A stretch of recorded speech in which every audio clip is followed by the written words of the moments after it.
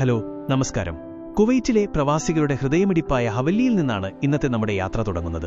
ഇന്ന് നമ്മൾ പോകുന്നത് കുവൈറ്റിലെ ഏറ്റവും മനോഹരമായ പ്രൗഢഗംഭീരമായ ഒരിടത്തേക്കാണ്, നമ്മുടെ ഗ്രാൻഡ് മോസ്ക്. ഹവല്ലിയിൽ നിന്ന് സിറ്റിയിലേക്ക് പോകാൻ ഏറ്റവും സുഖകരമായ വഴി നമ്മുടെ പബ്ലിക് ട്രാൻസ്പോർട്ട് ബസ്സുകൾ തന്നെയാണ്.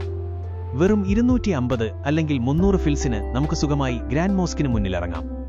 നമ്മൾ എത്തിക്കഴിഞ്ഞു. കുവൈറ്റ് സിറ്റിയിലെ സീഫ് പാലസിന് എതിർവശത്തായിട്ടാണ് ഈ മനോഹരമായ പള്ളി സ്ഥിതി ചെയ്യുന്നത്. ഏകദേശം 45,000 സ്ക്വയർ മീറ്ററിൽ വ്യാപിച്ചു കിടക്കുന്ന ഈ പള്ളിയിൽ ഒരേ സമയം 10,000-ത്തിനു മുകളിൽ ആളുകൾക്ക് നമസ്കരിക്കാൻ സാധിക്കും. കുവൈറ്റിന്റെ ഔദ്യോഗിക പള്ളിയും രാജ്യത്തെ ഏറ്റവും വലിയ പള്ളിയുമാണ്. ഈ പള്ളിയുടെ നിർമ്മാണം ആരംഭിച്ചത് 1979-ലാണ്. പൂർത്തീകരണം 7 വർഷത്തെ കഠിനമായ അധ്വാനത്തിനു ശേഷം 1986-ൽ നിർമ്മാണം പൂർത്തിയായി. ഉദ്ഘാടനം 1986 ജൂണിൽ ഈ പള്ളി വിശ്വാസികൾക്കായി തുറന്നുകൊടുത്തു. പ്രശസ്ത ഇറാഖി ആർക്കിടെക്റ്റായ മുഹമ്മദ് സാലിഹ് മക്കിയ ആണ് ഈ വിസ്മയം രൂപകൽപ്പന ചെയ്തത്. ഇസ്ലാമിക് ആർക്കിടെക്ചർ, പരമ്പരാഗതമായ ഇസ്ലാമിക വാസ്തുവിദ്യയും ആധുനിക സൗകര്യങ്ങളും ഒത്തുചേരുന്ന രീതിയിലാണ് ഇതിന്റെ നിർമ്മാണം. മൊറോക്കൻ, അൻഡലൂഷ്യൻ ശൈലികളുടെ സ്വാധീനം ഇതിൽ പ്രകടമാണ്. ഏകദേശം 45,000 സ്ക്വയർ മീറ്റർ സ്ഥലത്താണ് ഈ സമുച്ചയം വ്യാപിച്ചു കിടക്കുന്നത്. ഇതിൽ പള്ളിയുടെ പ്രധാന കെട്ടിടം മാത്രം 20,000 സ്ക്വയർ മീറ്ററിലുണ്ട്. പള്ളിയുടെ ഏറ്റവും വലിയ പ്രത്യേകത ഇതിന്റെ കൂറ്റൻ ഡോമാണ്. ഇതിന് 26 മീറ്റർ വ്യാസവും ഡയാമീറ്റർ തറയിൽ നിന്ന് 43 മീറ്റർ ഉയരവുമുണ്ട്. ഇതിൽ അല്ലാഹുവിന്റെ 99 നാമങ്ങൾ മനോഹരമായ കാലിഗ്രാഫിയിൽ കൊത്തിവെച്ചിട്ടുണ്ട്. പള്ളിയുടെ വടക്കുപടിഞ്ഞാറൻ ഭാഗത്തായി 74 മീറ്റർ ഉയരമുള്ള മനോഹരമായ ഒരു മിനാരമുണ്ട്. ഉൾക്കൊള്ളാവുന്ന ആളുകൾ: പ്രധാന ഹാളിൽ മാത്രം 10,000 പുരുഷന്മാർക്കും മുകളിലത്തെ നിലയിലുള്ള പ്രത്യേക ഹാളിൽ 1000 സ്ത്രീകൾക്കും ഒരേ സമയം നമസ്കരിക്കാൻ സൗകര്യമുണ്ട്. പള്ളിയുടെ ഭിത്തികളിലും താഴികക്കുടത്തിലും കാണുന്ന മനോഹരമായ ഖുർആൻ വചനങ്ങൾ ആരെയും അത്ഭുതപ്പെടുത്തുന്നതാണ്. മൊറോക്കോയിൽ നിന്ന് കൊണ്ടുവന്ന പ്രത്യേകതരം കട്ട് ടൈലുകൾ, ഹാൻഡ് കട്ട് മൊസൈക് ടൈൽസ് ഉപയോഗിച്ചാണ് ഇതിന്റെ ഭിത്തികൾ അലങ്കരിച്ചിരിക്കുന്നത്. പള്ളിയുടെ ഭിത്തികളിൽ കാണുന്ന നീലയും പച്ചയും കലർന്ന മൊറോക്കൻ ടൈൽ വർക്കുകൾ കൈകൊണ്ട് നിർമ്മിച്ചതാണ്. ഇവ പ്രകാശത്തെ പ്രതിഫലിപ്പിക്കുന്നത് കാണാൻ പ്രത്യേക ഭംഗിയാണ്.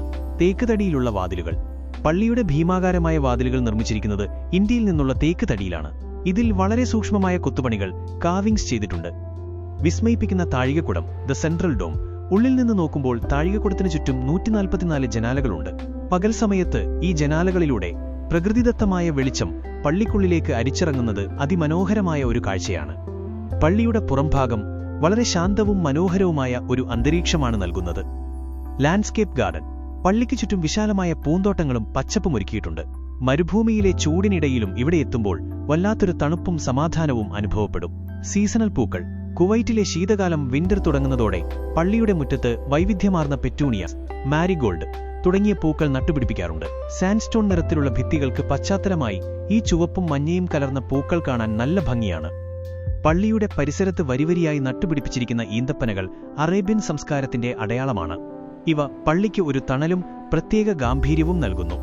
രാത്രിയാകുമ്പോൾ പള്ളിയുടെ പുറംഭാഗം സ്വർണ്ണ നിറത്തിലുള്ള ലൈറ്റുകൾ കൊണ്ട് അലങ്കരിക്കും. ആ വെളിച്ചത്തിൽ പള്ളിയുടെ മിനാരങ്ങൾ ആകാശത്തേക്ക് ഉയർന്നു നിൽക്കുന്നത് ഒരു അത്ഭുത കാഴ്ച തന്നെയാണ്. കുവൈറ്റിലെ ഏറ്റവും വലിയ ഈദ് നമസ്കാരങ്ങളും ഔദ്യോഗിക മതപരമായ ചടങ്ങുകളും നടക്കുന്നത് ഇവിടെയാണ്. റമദാൻ മാസത്തിലെ അവസാന 10 ദിവസങ്ങളിൽ ഖിയാമുൽ ലൈൽ ലക്ഷക്കണക്കിന് വിശ്വാസികൾ ഇവിടെ ഒത്തുചേരാറുണ്ട്. വെറുമൊരു പള്ളി എന്നതിലുപരി ഇവിടെ ഒരു വലിയ ഇസ്ലാമിക് ലൈബ്രറിയും സന്ദർശകർക്കായി ഒരു ഇൻഫർമേഷൻ സെന്ററും പ്രവർത്തിക്കുന്നുണ്ട്. ഒരുപാട് സമാധാനവും ശാന്തതയും തോന്നുന്ന ഒരിടം. വെറും ഒരു പ്രാർത്ഥനാലയം എന്നതിലുപരി കുവൈറ്റിന്റെ സംസ്കാരവും കലയും ഒത്തുചേരുന്ന ഒരിടമാണിത്.